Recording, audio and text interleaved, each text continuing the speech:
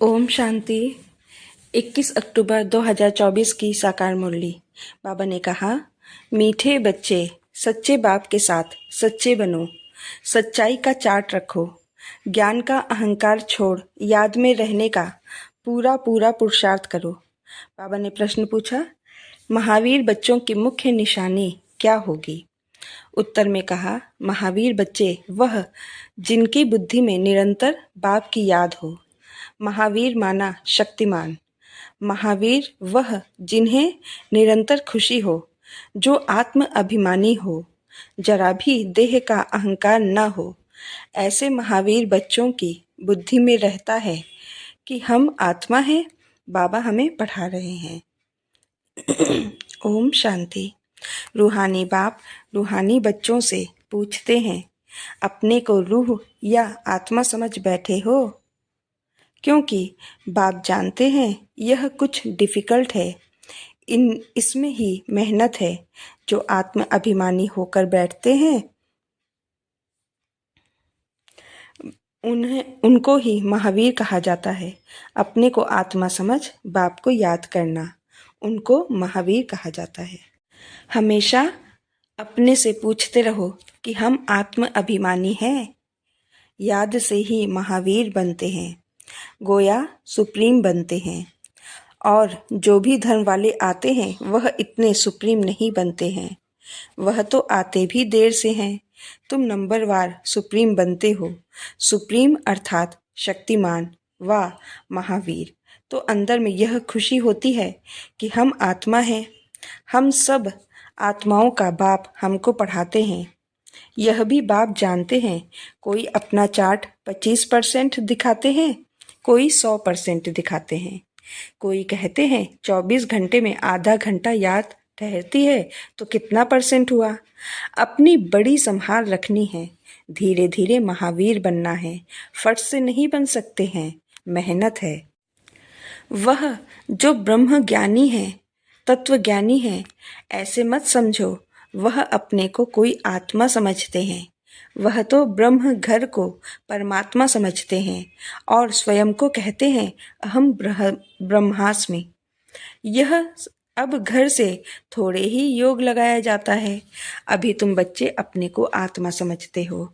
यह अपना चार्ट देखना है। 24 घंटे में हम कितना समय अपने को आत्मा समझते हैं। अभी तुम बच्चे जानते हो हम ईश्वरीय सर्विस पर हैं, ऑन गॉडली सर्विस। यही सबको बताना है कि बाप सिर्फ कहते हैं मनमना भव, अर्थात अपने को आत्मा समझ मुझे याद करो। यह है तुम्हारी सर्विस। जितनी तुम सर्विस करेंगे उतना फल भी मिलेगा। यह बातें अच्छी रीति समझने की है। अच्छे अच्छे महारथी बच्चे भी इस बात को पूरा समझते नहीं हैं। इसमें बड़ी मेहनत है। मेहनत भी कर फल थोड़े ही मिल सकता है। बाबा देखते हैं कोई चार्ट बनाकर भेज देते हैं, कोई से तो चार्ट लिखना पहुंचता ही नहीं है। ज्ञान का अहंकार है, याद में बैठने की मेहनत पहुंचती नहीं है। बाप समझाते हैं मूल बात है ही याद की। अपने को नज़र रखनी, अपने पर नज़र रखनी है कि हमारा चार्ट कैसा रहता है, वह नोट करना है। कई कहते हैं चार्ट लिखने की फुर्सत नहीं। मूल बात तो बाप कहते हैं अपने को आत्मा समझ अल्फ को याद करो। यहाँ जितना समय बैठते हो तो बीच में अपने दिल से पूछो कि हम कितना समय याद में बैठे। यहाँ जब बैठते हो तो तुमको याद में ही रहना है और चक्र फिराओ तो भी हर्जा नहीं। हमको बाबा के पास जरूर जाना है, पवित्र सतोप्रधान होकर जाना है। इस बात को अच्छी रीति समझना है। कई तो फट से भूल जाते हैं। सच्चा सच्चा चार्ट अपना बताते नहीं हैं। ऐसे बहुत महारथी हैं, सच तो कभी नहीं बताएंगे। आधा कल्प झूठी दुनिया चली है तो झूठ अंदर जैसे जम गया है। इसमें भी जो साधारण है वह तो झट चार्ट लिखेंगे। बाप कहते हैं तुम पापों को भस्म कर पावन होंगे याद की यात्रा से। सिर्फ ज्ञान से तो पावन नहीं होंगे, बाकी फायदा क्या? पुकारते भी हो पावन बनने के लिए, उसके लिए चाहिए याद। हर एक को सच्चाई से अपना चार्ट बताना चाहिए। यहाँ तुम पौना घंटा बैठे हो तो देखना है पौने घंटे में हम कितना समय अपने को आत्मा समझ बाप की याद में थे। कईयों को तो सच बताने में लज्जा आती है, बाप को सच नहीं बताते। वह समाचार देंगे, यह सर्विस की, इतनों को समझाया, यह किया, परंतु याद की यात्रा का चार्ट नहीं लिखते। बाप कहते हैं याद की यात्रा में न रहने कारण ही तुम्हारा कोई को तीर नहीं लगता है, ज्ञान तलवार में जौहर नहीं भरता है। ज्ञान तो सुनाते हैं, बाकी योग का तीर लग जाए वह बड़ा मुश्किल है। बाबा तो कहते हैं पौने घंटे में 5 मिनट भी याद की यात्रा में नहीं बैठते होंगे। समझते ही नहीं हैं कि कैसे अपने को आत्मा समझ और बाप को याद करें। कई तो कहते हैं हम निरंतर याद में रहते हैं। बाबा कहते हैं यह अवस्था अभी हो नहीं सकती। अगर निरंतर याद करते फिर तो कर्मातीत अवस्था आ जाए, ज्ञान की पराकाष्ठा हो जाए, थोड़ा ही किसको समझाने से बहुत तीर लग जाए। मेहनत है ना, विश्व का मालिक कोई ऐसे थोड़े ही बन जाएंगे। माया तुम्हारी बुद्धि का योग कहाँ का कहाँ ले जाएगी। मित्र संबंधी आदि याद आते रहेंगे। किसको विलायत जाना होगा तो सब मित्र संबंधी स्टीमर, एरोप्लेन आदि ही याद आते रहेंगे। विलायत जाने की जो प्रैक्टिकल इच्छा है वह खींचती है, बुद्धि का योग बिल्कुल टूट जाता है। और कोई तरफ बुद्धि न जाए, इसमें बड़ी मेहनत की बात है। सिर्फ एक बाप की ही याद रहे, यह देह भी याद न आए, यह अवस्था तुम्हारी पिछाड़ी को होगी।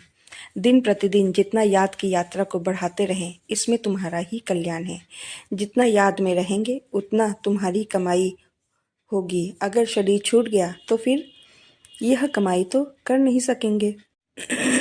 जाकर छोटा बच्चा बनेंगे तो कमाई क्या कर सकेंगे। भल आत्मा यह संस्कार ले जाएगी, परंतु टीचर तो चाहिए ना जो फिर स्मृति दिलाए।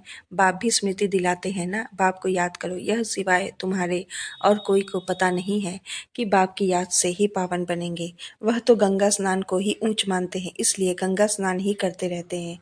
बाबा तो इन सब बातों का अनुभवी है ना, इसने तो बहुत गुरु किए हैं। वह स्नान करने जाते हैं पानी का, यहाँ तुम्हारा स्नान होता है याद की यात्रा से।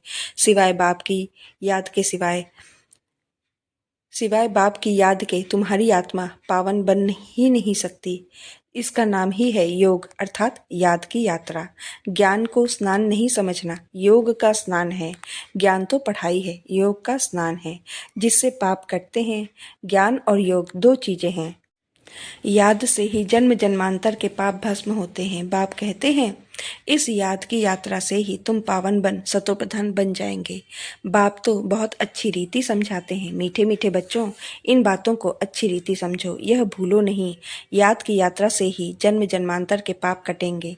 बाकी ज्ञान तो है कमाई। याद और पढ़ाई दोनों अलग अलग चीज है। ज्ञान और विज्ञान, ज्ञान माना पढ़ाई, विज्ञान माना योग अथवा याद। किसको ऊंच रखेंगे, ज्ञान या योग।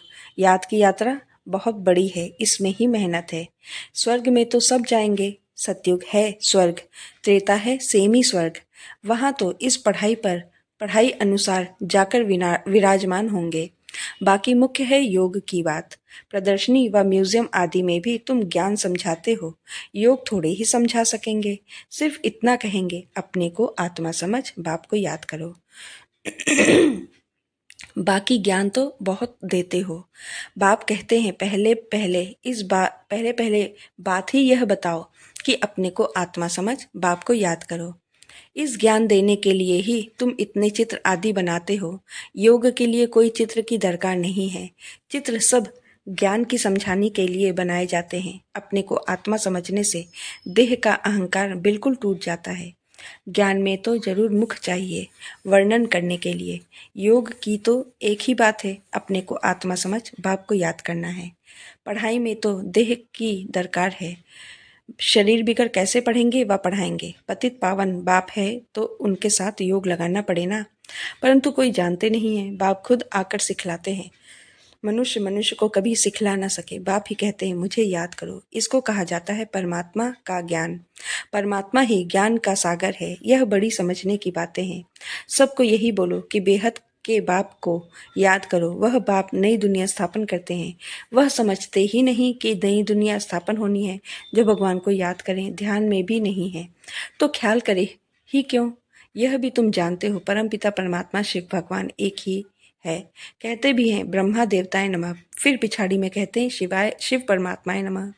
वह बाप है ही ऊंच ते ऊंच। परंतु वह क्या क्या है यह भी नहीं समझते। अगर पत्थर ठिक्कर में है फिर नमः काहे की अर्थ रहित बोलते रहते हैं। यहाँ तो तुम आवाज से परे जाना है, यहाँ तो तुमको आवाज से परे जाना है, अर्थात निर्वाण धाम शांति धाम में जाना है। शांति धाम सुख धाम कहा जाता है, वह है स्वर्ग धाम। नर्क को धाम नहीं कहेंगे। अक्षर बड़े सहज हैं। क्राइस्ट का धर्म कहाँ तक चलेगा यह भी उन लोगों को कुछ पता नहीं। कहते भी हैं क्राइस्ट से 3000 वर्ष पहले पैराडाइज था, अर्थात देवी देवताओं का राज्य था। तो फिर 2000 वर्ष क्रिश्चियन का हुआ। अब फिर देवता धर्म होना चाहिए ना। मनुष्यों की बुद्धि कुछ काम नहीं रहती। ड्रामा के राज को न जानने कारण कितने प्लान बनाते रहते हैं। यह बातें बड़ी अवस्था वाली बूढ़ी माताएं तो समझ न सके। बाप समझाते हैं अभी तुम सबकी वानप्रस्थ अवस्था है, वाणी से परे जाना है। वह भल कहते हैं निर्वाण धाम गया परंतु जाता कोई नहीं है। पुनर्जन्म फिर भी लेते जरूर हैं, वापस कोई भी जाता नहीं। वानप्रस्थ में जाने के लिए गुरु का संग करते हैं। बहुत वानप्रस्थ आश्रम हैं, माताएं भी बहुत हैं, वहाँ भी तुम सर्विस कर सकते हो। वानप्रस्थ का अर्थ क्या है तुमको बाप बैठ समझाते हैं। अभी तुम सब वानप्रस्थी हो, सारी दुनिया वानप्रस्थी है। जो भी मनुष्य मात्र देखते हो सब वानप्रस्थी हैं। सर्व का सद्गति दाता एक ही सद्गुरु है, सबको जाना ही है। जो अच्छी रीति पुरुषार्थ करते हैं वह अपना ऊंच पद पाते हैं। इसको ही कहा जाता है कयामत का समय। कयामत के अर्थ को भी वह लोग समझते नहीं हैं। तुम बच्चों में भी नंबरवार समझते हैं। बड़ी ऊंच मंजिल है, सबको समझना है। अभी हमको घर जाना है जरूर। आत्माओं को वाणी से कयामत के अर्थ को भी वह लोग समझते नहीं है। तुम बच्चों में भी नंबरवार समझते हैं। बड़ी ऊंच मंजिल है, सबको समझना है। अभी हमको घर जाना है जरूर।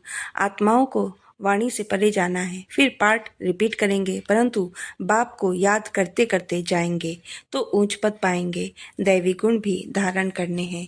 कोई गंदा काम चोरी आदि नहीं करना चाहिए। तुम पुण्य आत्मा बनेंगे ही योग से, ज्ञान से नहीं। आत्मा पवित्र चाहिए। शांति धाम में पवित्र आत्माएं ही जा सकती हैं। सब आत्माएं वहाँ रहती हैं। सब आत्माएं वहाँ रहती हैं, अभी आती रहती हैं। अब बाकी जो भी होगी वह यहाँ आती रहेंगी। तुम बच्चों को याद की यात्रा में बहुत रहना है। यहाँ तुमको मदद अच्छी मिलेगी। एक दो का बल मिलता है ना। थोड़े बच्चों की ही ताकत काम करती है। गोवर्धन पहाड़ दिखाते हैं ना, अंगुली पर उठाया। तुम गोप गोपियाँ हो ना। सतयुगी देवी देवताओं को गोप गोपियाँ नहीं कहा जाता है। अंगुली तुम देते हो। आयरन एज को गोल्डन एज व नर्क को स्वर्ग बनाने के लिए तुम एक बाप के साथ बुद्धि का योग लगाते हो। योग से ही पवित्र होना है। इन बातों को भूलना नहीं है। यह ताकत तुमको यहाँ मिलती है। बाहर में तो आसुरी मनुष्यों का संग रहता है, वहाँ याद में रहना बड़ा मुश्किल है। इतना अडोल वहाँ तुम रह नहीं सकेंगे। संगठन चाहिए ना। यहाँ सब एक रस इकट्ठे बैठते हैं तो मदद मिलेगी। यहाँ धंधा आदि कुछ भी नहीं रहता है। बुद्धि कहाँ जाएगी। बाहर में रहने से धंधा घर आदि खींचेगा जरूर। यहाँ तो कुछ है नहीं। यहाँ का वायुमंडल अच्छा शुद्ध रहता है। ड्रामा अनुसार कितना दूर पहाड़ी पर आकर तुम बैठे हो। यादगार भी सामने एक्यूरेट खड़ा है। ऊपर में स्वर्ग दिखाया है, नहीं तो कहाँ बनावे। तो बाबा कहते हैं यहाँ आकर बैठते हो तो अपनी जांच रखो। हम बाप की याद में बैठते हैं। स्वदर्शन चक्र भी फिरता रहे। अच्छा मीठे मीठे सिकी लधे बच्चों प्रति माता पिता बाप दादा का याद प्यार और गुड मॉर्निंग। रूहानी बाप की रूहानी बच्चों को नमस्ते। धारणा के लिए मुख्य सार। 1 नंबर, अपने याद के चार्ट पर पूरी नज़र रखनी है। देखना है हम बाप को कितना समय याद करते हैं। याद के समय बुद्धि कहाँ कहाँ भटकती है। 2 नंबर, इस कयामत के समय में वाणी से परे जाने का पुरुषार्थ करना है। बाप की याद के साथ दैवी गुण भी जरूर धारण करने हैं। कोई गंदा काम, चोरी आदि नहीं करना है। बाबा ने वरदान दिया, व्यर्थ व डिस्टर्ब करने वाले बोल से मुक्त डबल राइट अव्यक्त फरिश्ता भव। अव्यक्त फरिश्ता बनना है तो व्यर्थ बोल जो किसी को भी अच्छे नहीं लगते हैं उन्हें सदा के लिए समाप्त करो। बात होती है 2 शब्दों की, लेकिन उसे लंबा करके बोलते रहना यह भी व्यर्थ है। जो 4 शब्दों में काम हो सकता है वो 12-15 शब्दों में नहीं बोलो। कम बोलो, धीरे बोलो। यह स्लोगन गले में डाल कर रखो। व्यर्थ व डिस्टर्ब करने वाले बोल से मुक्त बनो तो अव्यक्त फरिश्ता बनने में बहुत मदद मिलेगी। स्लोगन, जो स्वयं को परमात्म प्यार के पीछे कुर्बान करते हैं, सफलता उनके गले की माला बन जाती है। ओम शांति।